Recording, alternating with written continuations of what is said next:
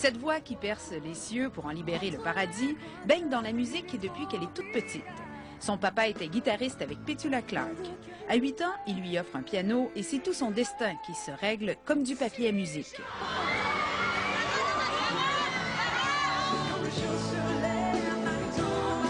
Voici celle qui conjugue le verbe aimer encore mieux que le Becherel.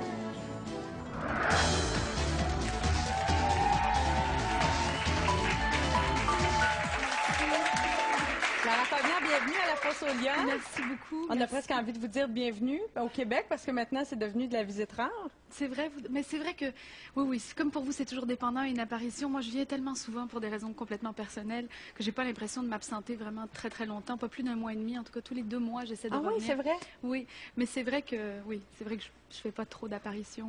Et là, vous êtes ici officiellement pour nous présenter cet album live avec un DVD live aussi, Un regard neuf. Ça a été enregistré, le DVD, la captation du spectacle au Zénith à Paris. Est-ce que c'est le même spectacle qu'on verra à Montréal au printemps? Alors, je vais essayer de m'approcher le plus possible parce qu'on a un décor qui est un peu difficile à déplacer. On a un œuf qui fait 15 mètres de haut. Il y a 6 lustres immenses. Très impressionnant d'ailleurs. Le décor est un peu lourd, mais on va tout faire pour essayer de déplacer au moins les virgules avec les grands lustres. Et le neuf mobile, c'est un peu difficile par contre. Et quand on fait un DVD live comme ça, une captation de spectacle, est-ce qu'on fait ça pour soi, pour s'en rappeler plus tard, pour les fans qui n'ont pas pu voir le spectacle, pour les fans qui ont vu le spectacle mais qui veulent un souvenir? Est-ce qu'on le fait pour ses parents, pour ses futurs enfants? Peut-être pour qui on fait ça? Il y a un peu de tout ça, je dirais. Il y a un patchwork de tout ça. En réalité, étrangement, c'est la première fois de ma vie que j'ai questionné la validité de cet enregistrement. Je me suis dit, je vais pas le faire. Dans le fond, j'en ai tellement fait, c'est pas grave. Et là, j'ai eu une déferlante de fans qui ont fait, s'il y en a bien un qu'il faut que tu enregistres, c'est celui-là.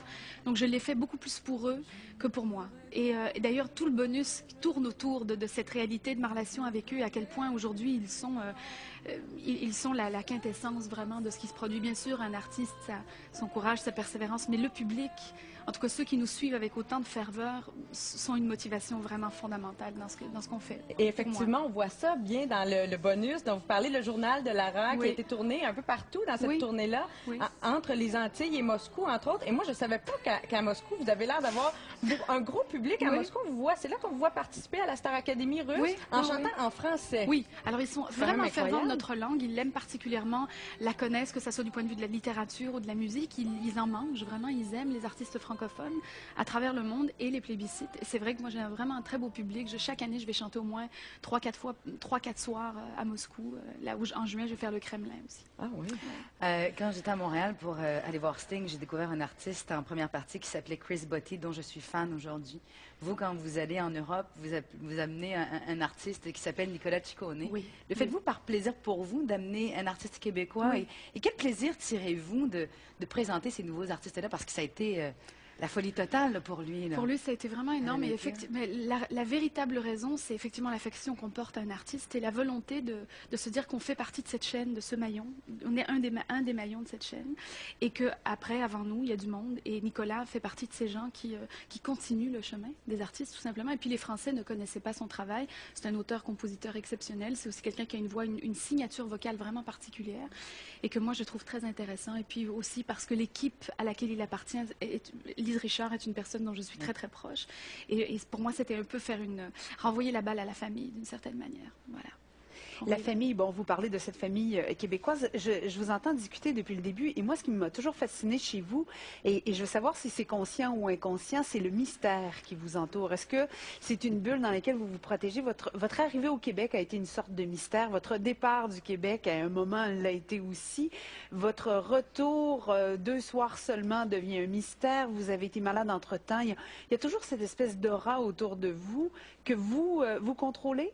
Pas vraiment. Pour être tout à fait sincère, la seule chose dans laquelle j'essaie d'avoir un peu de maîtrise, c'est le chant, la composition et l'écriture. Le reste, je pense que ça fait partie aussi d'une déferlante médiatique qui est très indépendante de nos volontés en tant qu'artistes. Moi, je vais essayer de généraliser un peu le discours parce qu'on n'est pas toujours maître, effectivement, de ce qui peut se dire ou de ce qui peut se traduire d'un artiste. C'est vrai qu'autour de moi, particulièrement au Québec, il y a eu cette forme d'opacité, de mystère, on ne sait pas trop d'où elle part, quand est-ce qu'elle revient. Et juste d'entendre que vous venez une fois par mois à peu près au Québec, ça nous étonne. C'est chez moi. Et quoi qu'on puisse en penser, en dire, moi je suis arrivée à l'âge de 19 ans et je n'en suis jamais partie jusqu'à mes 34 ans. Et même si j'ai eu un très joli succès de l'autre côté, ça m'a jamais empêché de rentrer à la maison entre 2 Drucker, 4 Jean-Pierre Foucault et 50 émissions de radio, de poser mes valises quand je les posais à Montréal. Et quand je suis partie, il y a 3 ans, c'était pour des raisons vraiment personnelles, des raisons familiales. Je suis partie et ça m'a tellement manqué qu'il y a à peine 6 mois, j'ai racheté quelque chose et je suis à nouveau venue me réinstaller. Mais on ne s'installe jamais quelque part quand on est artiste, on ne fait que voyager. Donc ma vie se partage entre ma naissance, qui est Bruxelles, et j'allais dire mon cœur, l'endroit où je me suis sentie adoptée, où j'ai grandi, le Québec. Tu sais qu'elle fait des gros parties de filles chez elle. C'est vrai? En pyjama, des jours de temps. Vrai ou faux? Oui, c'est vrai, non? Ah oui, oui. Lara Fabian, imaginez-la en pyjama avec une gang de filles, quelques bouteilles de vin. J'allais dire, on passe à la SAQ avant. Oui, excusez-moi. C'est une méga razzia. Oui, oui, on aime ça. On aime, bon, en même temps, on reste prudent. On ne prend pas le char, par exemple. On reste très prudent. Mais c'est vrai qu'on règle le sort du monde. En fait, on essaie de trouver notre place à l'intérieur de ce sort-là. C'est plus ça. C'est plus, voilà. On se responsabilise un peu. Je vous replonge un peu en arrière. OK, regardez bien ce qui suit. Stéphane, c'est ton cue pour envoyer le film Be Lovely. Be Lovely.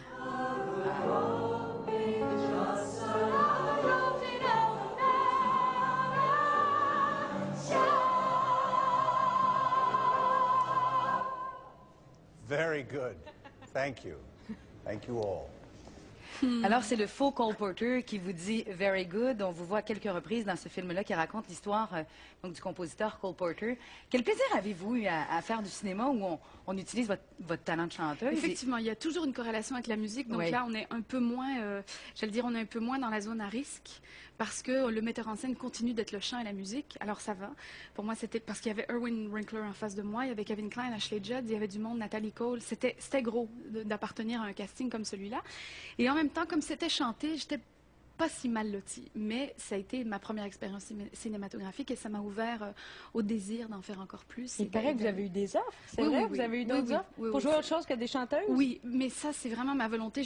Là, j'ai insisté pour toutes les offres qu'on m'a envoyées. Quand il y avait des rôles de chanteuse, je les ai systématiquement refusés parce que j'aimerais me décaler de ça. J'aimerais pouvoir, mais oui, j'aimerais pouvoir faire des choses où je me décompose et me recompose en quelqu'un d'autre. C'est ça qui serait génial. Et j'ai pas peur qu'on me dise, Lara, tu vas prendre 10 ans pour ce rôle-là, tu vas t'en les dire, ça n'a aucune importance. J'aimerais pouvoir dépasser cette image, désétiqueter un peu la chanteuse et rentrer dans l'interprète en tant que comédienne ou actrice. Parce que c'est le même métier, c'est quand même le même métier. Même si on écrit des chansons, quand on interprète une chanson, on rentre dans la peau de quelqu'un d'autre.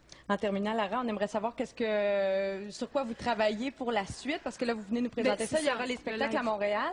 Mais ça fait longtemps que vous nous parlez d'un album, peut-être dans les 4 langues, en anglais, en français, en espagnol, en italien. C'est ça? C'est exactement ce que je vais faire. Est-ce que vous allez essayer de vous réattaquer aux États-Unis avec ça? Ou... Moi, ce qu'il y a, c'est que je n'ai jamais mené de combat contre les États-Unis. Je n'ai jamais été à la conquête de rien. J'ai toujours essayé de prolonger la musique avec des publics différents dans les langues que je parle. Je parle ces langues-là. C'est pas ma faute. Ma mère est italienne, mon père est belge, mon grand-père est américain. Bon, voilà. Et j'ai toujours aimé la musique dans sans ses limites. Voilà.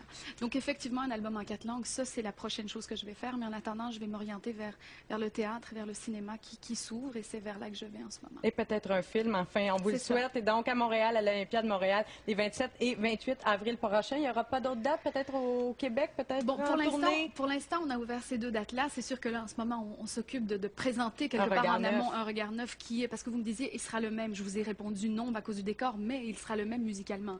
Musicalement, on présente tout mon répertoire, remanié d'une façon différente, avec l'album neuf et dans ce décor tout blanc, tout pur. Un souper de filles à nous 4, ça pourrait être vraiment intéressant. Moi, je veux bien refaire le monde avec des filles comme ça. Merci beaucoup, Lara.